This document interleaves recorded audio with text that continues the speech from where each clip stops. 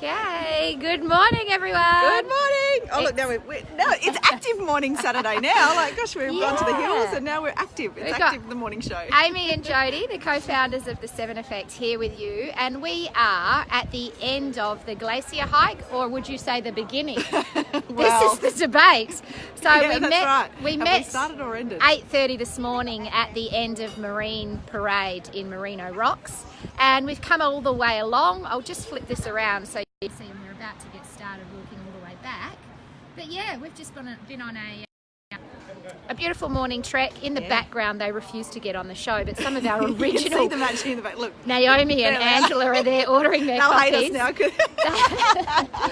They were actually part of the original 7 Effect Goals Club before we came a business. Guys, originals. Yeah, the originals are here. They're in the house. So, hello Helen, how are you? Hey Helen. Yeah, so this morning, the theme of the show is all about tips and tricks for tracking your progress with your goals. And this is a really exciting topic. It is for me because I am a junkie on tracking devices, and I find that there are certain things, apps and things where you see your progress happening. Goals Club was an example of that, and it really gives you a kickstart and helps drive progress. So we're going to talk about different tips and tricks for life, leadership and lifestyle business. And while we get into it, if you have any apps, devices, what would you call it? Tools, anything like that, please post them below and let's see if we can gather up a whole range. Yeah, a whole bunch of resources. Naomi and Angela have just gone around the corner. They're going to walk in front of us. Yeah, that's right.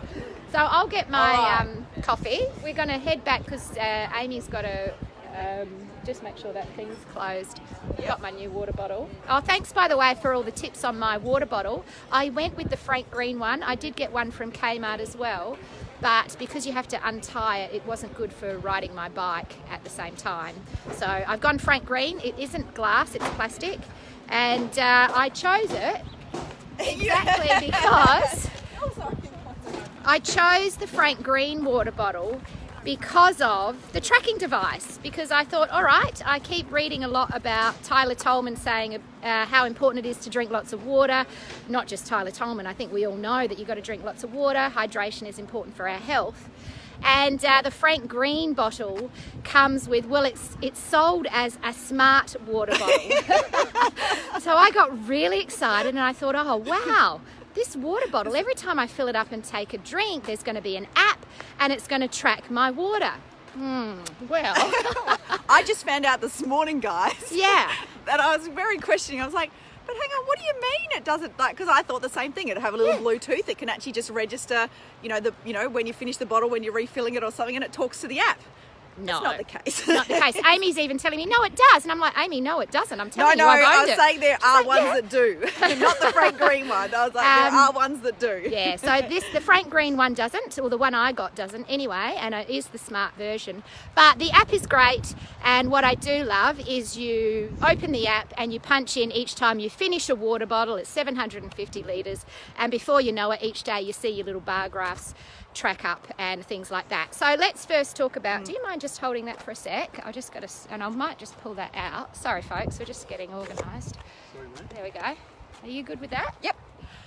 So let's talk about life. Actually, obviously we have the... Hold that for a sec. I'm going to do an arm swap because we've got a coffee. We have the 7 elements of life. And what are your favourite tracking devices, Amy? Well, if you look in the life space, yes. Yeah, let's talk about life. Oh, well, actually, I was going to share a bit about as well because there is the craze that I think is still going, but it is the fact of gamification and making things a game. Point. And I really jumped on board things like that because when I started CrossFit, which was a couple of years ago, don't do CrossFit anymore after we moved. But I'd say don't ever do CrossFit. It was horrible. There was one around the corner from me. That's what I went to. And Jody's like running down the road looking like they're dying. Amy was one of them, and I'd be like, what? These people are insane.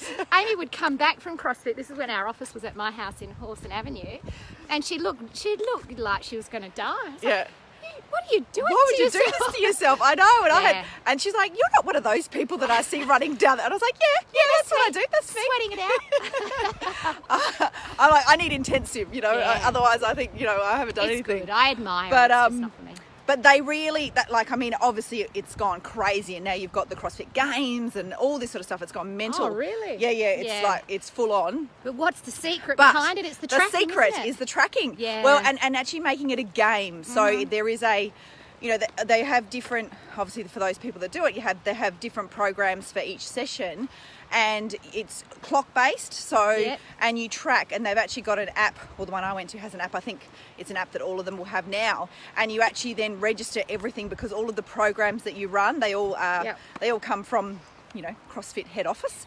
But so you can actually then track your progress on the app, and everybody from your gym is on the same app. So you're bettering your own personal times or your PBs for lifts and things like that, and weight that you've achieved, and also then time. So before they had the app, though, you're still beating the clock. So it was still like a game of beating the clock. It's very clever, and it's very clever. It's clever, and it's the same reason why social media works, folks, and it's the same reason why I'm addicted to my Fitbit app and my Frank Green tracking app, and it's the same reason why those things motivate us to keep getting better. Is it feeds into the addiction part of our brain, which is when we have that little reward, a thumbs up on a post, a thing tick over, a bar graph rise, whatever it is, there's some visual reward. A little pop of cellophane pops across, like the confetti. Like a ping, and it's so funny, we're all adults, but we're still motivated and sort of excited by this same thing, and it releases dopamine in our brain, and it's at a chemical level. That's what drives, and that can be a really good thing, because we can tap into this and we can use the understanding or the knowledge behind this to help us achieve our goals. And there's a great quote, I think it's Peter Drucker, that says, what gets measured gets managed. Is that the quote? No, what matters gets measured, or something like that. He says measure what matters, and what you can't measure doesn't matter, or something like that. Yeah, something like that. Then there's someone else says not everything that matters can be measured, so don't worry about that. But I guess depends. You get what we mean, guys. What I do mean, though, is when you measure stuff, you can manage it. And when you start to measure and track things, you see progress. And this really does work in the life space. One of our clients, we've been coaching her around some of her fitness and health goals. She's been to our Ultimate Life Planning. She's doing coaching with us, and she said, I don't know, Jodie, I don't want to get a Fitbit thing. And I said, look, I really think you should just get it. You want to increase your steps. You're going on this big walk. And she was procrastinating about it. She was telling me all the reasons why she didn't think it was a good idea. In the end, I went and bought her one, put it on her wrist, and she glued it to her arm. That's right. I forced her to wear it. I became her Fitbit friend, and her steps have increased phenomenally. Now, it's interesting working with her. If you're watching, hello, she knows who she is. I won't say her name just in case she doesn't want me to. But anyway, just recently we had a coaching call, and she said to me, Jodie, I don't like the numbers. I'm not good with numbers. Numbers freak me out. And it's about a justification for her to say, all right, I don't need to start measuring things. But as soon as you do find the way to measure your success, you can actually track your progress, and it really does work. And sometimes we avoid numbers because we avoid wanting to look at the reality. What's real? So one of the best ways to measure things is with the life audit. We have the life, the leadership, and the lifestyle business audit, and it's very simple. It's looking at each element in that layer and giving yourself a score out of 10. How are you tracking? How am I tracking? Where am I right now? Where do I want to be? So you don't even need a fancy app. Sometimes you just need a simple structure to go, all right, like that EFT, emotional freedom technique, the tapping. Oh, yes, yeah. You've done that before. I've done the tapping, it just sets off a different frequency. It does, but it's a good way of tracking. Because what they do before you start is they usually say, all right, let's say someone's got back pain or they're feeling emotional. They'll usually begin with, out of 10, how chronic is your back pain, or how emotional are you feeling? You give yourself a score. You might say, oh, it's about an 8. They'll take you through your tapping, and then a couple of minutes later they'll say, all right, where are you now?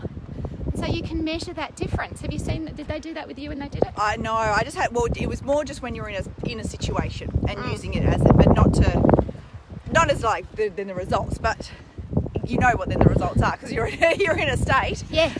And then suddenly it works. A lot of people I've seen using EFT as a technique to do the measure at the start and then the measure at the end, so that the person gets that really nice. That's the best way to do it because then you know. Yeah. Then the person feels a difference and go, wow, I felt like an 8.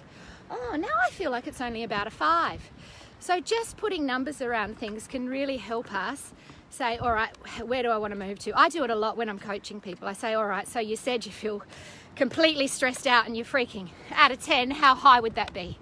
It's a 9. We might have 30 minutes of coaching and go, all right, where are you now? Oh, I reckon I'm only about a 3. I'm ready to go.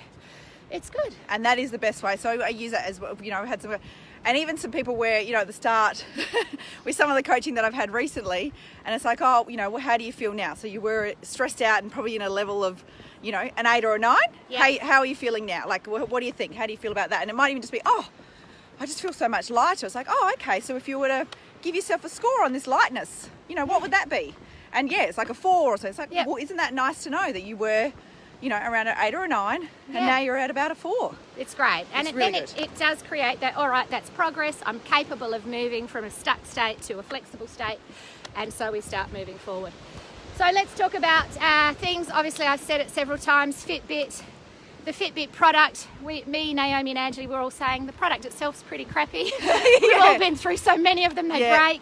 And but mine the on app, the Apple, and mine on the other side is I love the I use the Apple, so I've got my Apple Health tracker on there, so I've got my heart rate, and I can actually plug in because I don't do a lot of walking. It probably is something that I should do a fair bit more of, but I'll do my gym and netball and stuff like that, so I can just sort of select then when I'm doing something. So if I walk like today, I've selected outdoor walk, so that's being tracked, and then when I'm at the gym, I'll put a boxing class or whatever, and that all goes in there as well, so that I can track, does do my steps, but also does calories burned and the amount of time. And what's really cool, my little excitement bit, is it's got like the 3 wheels, and then as you do, because it's got a standing goal as well, which is really good for me because I can be sitting at my desk and I get like my wrist buzzes and it says it's time to stand up. I'm like, oh, okay. So I get up and have a little. It's also good for then a little bit of a break. So I get like a little wheel that fills up as I'm achieving each of those areas. So my steps, and it's my exercise. So it's the steps I take, the exercise goal, and then standing. And do you find it motivates you? Yeah. Because then this is where I'm talking about the little confetti. So at the end of the day, if I've achieved all my little wheels. My watch does like a big fireworks. Fitbit does the and same. I get lots of little reminders as well. It's like, oh, you did really well for the month of April. Let's keep it going for May. And it's like my little pep talk on my wrist. I love it. It really does work. Yeah. And there's other simple things as well. Like we said, the life order is a great thing for tracking personal goals. And even just in our life plan, once a month you write down the goals that you want to achieve. And then just going once a month and looking back on the goals. The Life Design School is all designed around doing that. Just monthly tracking my to-do just checking list. In. A simple daily to-do list is another great... I like the Brendan Burchard, how he even gives himself a rating each week in each of the elements. So he gives himself a little bit of a score, and he's got obviously different elements where where we do the, obviously we've got our 7 elements of life, leadership and lifestyle business. But he's got his own, but he just gives himself a rating every week. Like, how actually did I do in each of the areas this week? And then what can I improve on next week to get me closer to a 10? So he even does his on a weekly reflection, but that's as he plans out his week. So that's really cool. It's the same thinking or psychology behind positive psychology, where they will get people to focus on everyday gratitude. So write down 3 things. Oh, there's a whole bunch of write down 3 things that you're grateful for. It's tracking positivity. I saw that thing that you posted in Life Design School, the actions for happiness. Love it. That's great. I'm going to design our own. But again, when we start do that. When we start tracking these types of things, and that's all tracking is just taking note, becoming consciously aware, then they start to show up more, and then at an unconscious level we start to move towards more progress because we get that lovely sense of that hit of dopamine, you've made some progress, we keep moving towards it. If we don't track things, it is very easy to get caught up in a feeling of being stuck. And when we feel stuck, we start to believe that no matter what I do, I can't make any progress, even though I keep trying, nothing ever changes. And this is why tracking is really important. And we do have often, we'll have people that come through and I just feel lost. Yeah. They can't even, like, sometimes exactly know why or what. Yeah. But it can actually be that they're not tracking things in their life. And Yep. I had actually another thing that I'll bring up different things, but I had Ultimate Goals Club intensive on Thursday night, which was awesome. But it was Brain Week, which is always full on and good. But I was talking about habits, and I think this is a good way as well. So if you are looking to measure something or track something, and when you're looking to create a new habit, you always want to make it foolproof. Make it as easy as possible to create this new habit. Small. So if you know, like Jody, these sorts of apps work for me and I love it, and being able to track things in that way with an app. Or if you might be that loves to tick things off a list. So it's like, this is what I want to do, and track. So you might have like a list on the fridge and you tick off, this is what's achieved, or, however you like to do it, but make it also foolproof. Make it as easy as possible for you to track something to succeed. Set yourself up for success. Yeah. And if you're going really well for maybe a couple of days or 3 days and then it drops off, it's not easy enough. So think of a way to make it even easier for you to track or measure.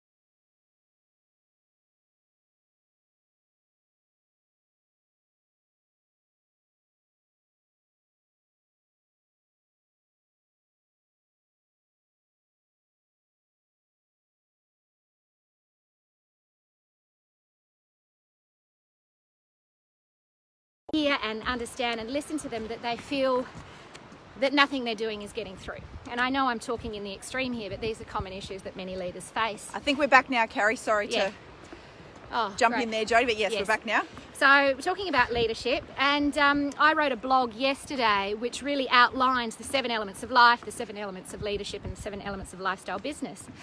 But when a leader comes to us and says, all right, where do I start? The first thing we want to do is get some measures in place and go, all right, what are you responsible for? What do you get paid to do? And again, it's about, I always begin with the 4 fundamentals. As a leader, what's your vision? Where do you want to take the team? What's your mission? What are you here to do? What do you want to achieve? What are your values? And then the 4th fundamental is, what are your success measures? And I quite often get a look of like, what do you mean by that? But what I mean by that is, how do you, as a leader, measure your success? How do you know that you're doing the right stuff, that you're making progress? And we need to stop and think about this. So what would be some of the most common things that leaders need to measure, do you think? Well, I have, recently it's been getting people to be really clear, because the bottom line, are you actually making any money?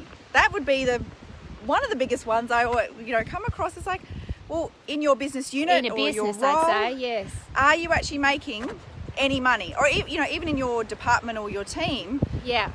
I guess then, are you working? Are there efficiencies? Do you have the right systems and tools in place? But what I've been coming across lately, which is, because it's small business and leadership within that, is, are you actually hitting your targets? Are you making money? Well, and do you even know what your targets are? Yeah, that's right, actually. A lot of people don't know what their targets are. But really, as a leader, you also need to know, well, what are my performance measures? So as Amy said, bottom line, absolutely. Now, if you're an for in the public sector, it's about efficiency. Are we meeting deadlines? Are we performing at the certain quality? So what are our quality standards? What is my team's goals? Do we set goals even? How often do we meet? Are we getting closer or further away from those goals? And for an internal perspective, if you do go to the blog, it's on our website, the7effect.com, you can have a look at all the different 7 elements of leadership. Looking at those 7 elements, confidence, vision, and scoring yourself around those, your ability to be authentic, to communicate, how you feel you perform in those 7 areas, really is a wonderful place to start tracking your own effectiveness, because that's what we look for as a leader.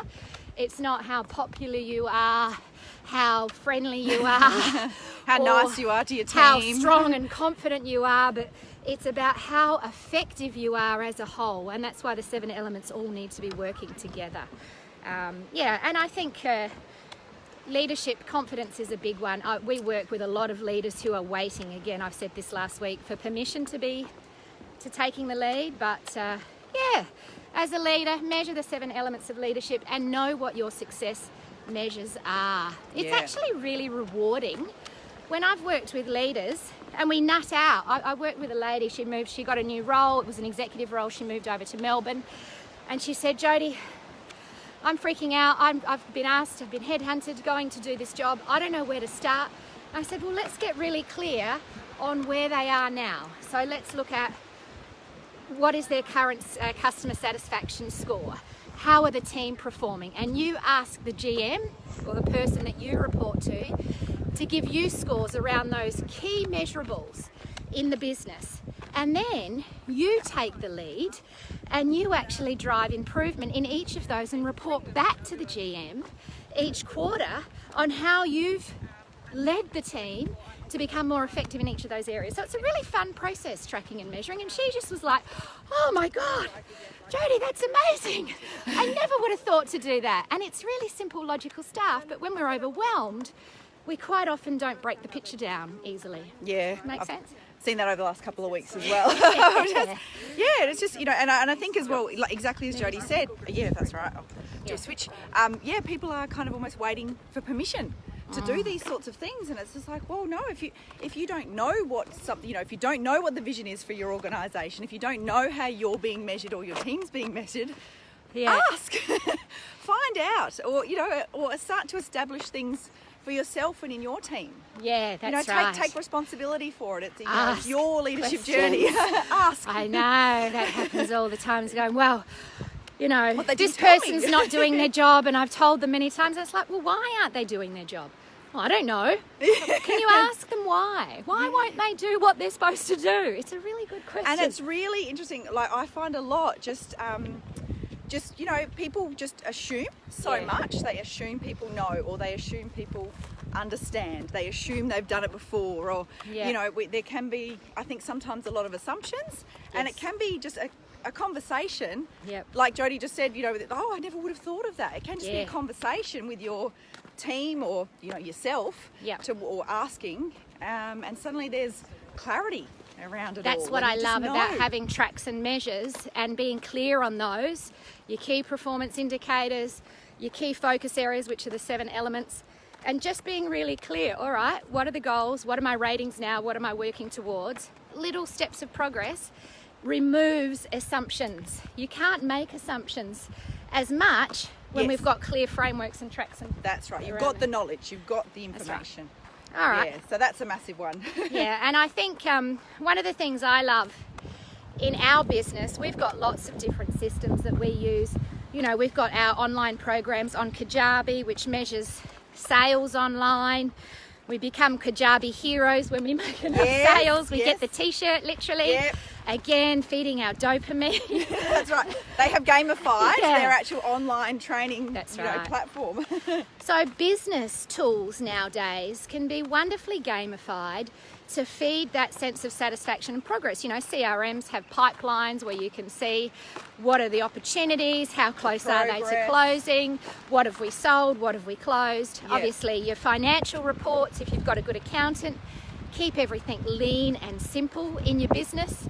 Yep. But the number one thing you want in a lifestyle business, and this is going to be the topic of my Q3, so not this quarter, but next quarter, Lifestyle Business Builder Mastermind one-day workshop, is creating a simple one-page strategic plan.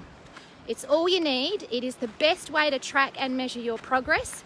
We look at the 5 key performance areas, or key focus areas, of your lifestyle business, and we set strategic objectives around each of those, and you visit that at the end of each month, and bingo, you've got a business that you are tracking and measuring success in.